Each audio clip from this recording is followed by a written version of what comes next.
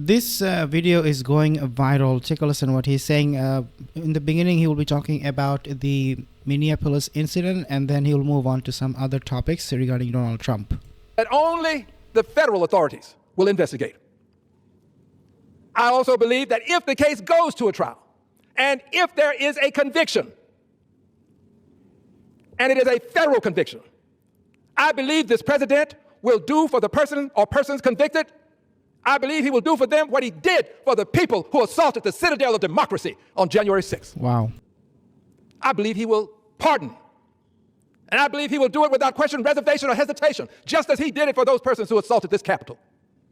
And he did it immediately after being sworn in. Mr. Speaker, I fear for the lives of the American people. And again, I say, that includes me. I think we have a reckless, ruthless outlaw who has found his way into the presidency. And to further validate my thinking, I have here the words of the President of the United States of America, Donald John Trump. Here are his words when asked if there were any limits on his international power. I know what happened within the country was national. This deals with international power. Give me just a moment, please, of your time. I think Donald Trump's remark about international power, he doesn't care about international law, the statement was so full of arrogance. You know, it was full of arrogance. I mean, he was like, my morality can stop me, my mind can stop me. Like, come on, are you a god or something crazy? And so that I might connect these dots. When asked if there were any limits on his international power, here's his response. It's my own morality, my own mind is the only thing that can stop me. Unbelievable. Some things bear repeating. My own morality, my own mind, it's the only thing that can stop me.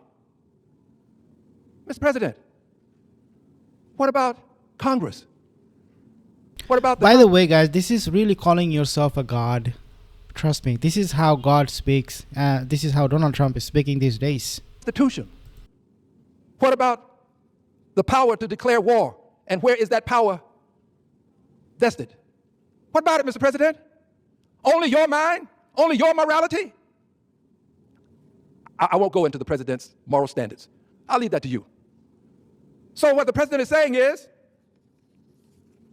this joint resolution, SJ Res 90, over in the Senate, here's a copy of it. Permit me to read some excerpts. It reads, joint resolution to direct the removal of the United States armed forces from hostilities within or against Venezuela that have not been authorized by Congress. SJ Res 90. It goes on to say, resolved by the Senate and House of Representatives. Eventually, if it passes the Senate, it has to come to the House for our approval. Resolved by the Senate and House of Representatives of the United States of America in Congress assembled. Section 1, findings. Congress makes the following findings.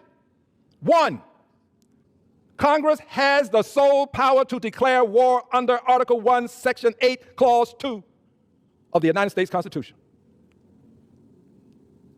Mr. President, the Constitution still has some relevancy. The Constitution is not meaningless. Goes on to say, Congress has not yet declared war upon Venezuela or any person or organization within Venezuela, nor enacted a specific statutory authorization for use of military force within or against Venezuela. So, only his mind, his morality, that's the only thing that can stop him? This resolution won't stop him? Here's what he knows. He knows that if it passes the Senate, he knows that if it passes the House, he knows that he has a vote. And he knows that if he votes no with his veto, he knows or believes that it will not be overridden. Well, I still say this is the right thing to do.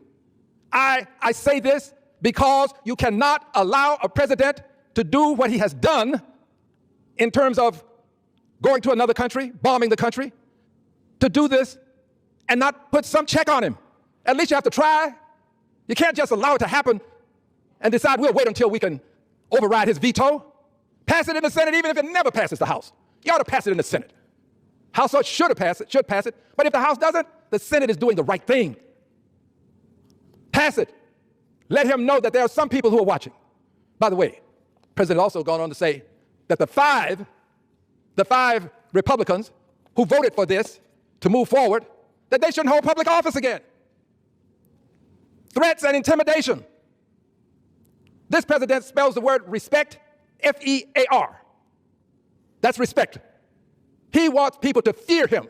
I don't fear you, Mr. President. I'm concerned about your behavior. I'm concerned about what you might have your underlings in some way do to me. But I want you to know I will not be deterred, just as these senators are not being deterred. And yes, they are doing the right thing, notwithstanding the fact that you have a vote in this process. But they did it, and they're doing it. And I support what they're doing. The president, in doing what he's done, is doing the following. He's using the noble ends, not always noble, to justify ignoble means. Noble ends to justify ignoble means. That's what's happening in Venezuela. Only it is noble ends to justify unconstitutional means. I think some senators seem to agree with me on that. Unconstitutional means to justify what are perceived to be noble ends. The president of Venezuela is a part of this, but it's not about him. It's about the Constitution. It's about whether we will have a Constitution. If we're going to allow what are perceived to be noble ends to justify unconstitutional means, at some point, the Constitution of the United States of America will become meaningless. Noble perceived ends to justify unconstitutional means. The president should have brought this to the attention of the Congress. He did not do so. He did, however, bring it to the attention of the oil companies. Have the oil companies replace Congress in the United States of America? Is what they think more important than what we think, given that the Constitution has given us the authority to declare war? Of course. It's the oil company CEOs who are giving the power to Donald Trump to go to war. That this is a difficult topic for some people to embrace. But this is where we are. Congress has become irrelevant in the minds of this president, in the mind of this president. It's not relevant. It's not. His own morality, his own mind, is the only thing that can stop him. Well, Mr. President, you're wrong. Congress is relevant. And just as the Senate took this action, Congress should take action. Congress, meaning the House of Representatives. By definition, the House and the Senate make up the Congress. But the House of Representatives should take action. We have the power to do what has to be done. We have the power. Before I go further with that power, then I want to come back to, if I may, Ms. Good. If the president believes this about international law, if the president believes that the only thing is his mind, I believe he believes the same thing about domestic law. I think he believes that the only thing that he has to concern himself with is whether he agrees, whether he thinks it's right. I believe he thinks that what those officers did can be justified simply because they are officers of the law.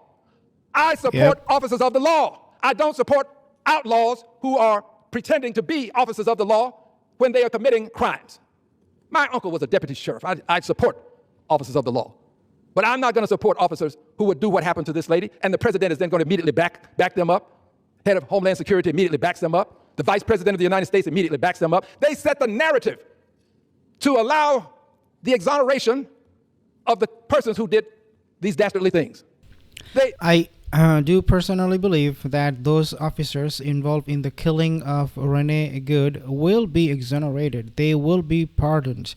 They will be forgiven. And they will be, put in a status of national hero one day by Donald Trump. They will be called national hero and true patriot. Those murderers, those killers. May not result in what is the desired end, a noble end, a noble cause, ought not be avoided simply because you can't bring it to fruition today.